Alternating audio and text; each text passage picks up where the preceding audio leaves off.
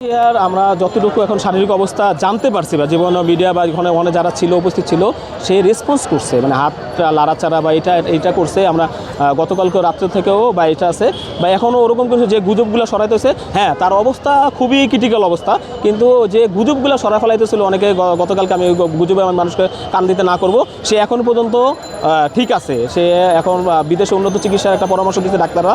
আবার সম্ভবত মনে হয় আজকে রাতের ভিতরে হয়তো বা এই সিদ্ধান্তটা হতে পারে, যতটুকু আমরা ওখানে আলোচনা বা যতটুকু আমরা ভিতরে জানতে পারছি যে তাকে বিদেশে পাঠানোর একটা আছে। কিন্তু আমি আমার থেকে জুলাই আগস্টে এখন যোদ্ধা হিসেবে বলবো ডাক্তার আসলে কীভাবে ডাক্তারের বিষয়, তারপরে বলবো যদি ওরকম কোনো কন্ডিশন না থাকে সেজন্য দেশে থাকে, এখানে চিকিৎসা নেয়। বিদেশে ভাই হায়াত যদি না থাকে বিদেশে নিলে কাজ হবে না, বিদেশে নিয়ে কাজ হবে না। কিন্তু আমরা চাই যে আমাদের এই যে এই আপসীন নেত্রী অন্ততপক্ষে যেন দেশের বুকে নিঃশ্বাস ত্যাগ করে, যদি সে হায়াত না থাকে এই দেশের মাটিতে যেন সে করে, এটা আমাদের একটা ইচ্ছা এবং আশা যেরকম। আর যদি ডাক্তার ভালো বলতে পারে, যদি হ্যাঁ আল্লাহ তাআলা তার হায়াত রাখে বা ডাক্তার যদি মনে করে যে না এই কন্ডিশনটা বিদেশে গেলে ঠিক হবে এই কন্ডিশনটা, তাহলে বিদেশে পাঠানো উত্তম।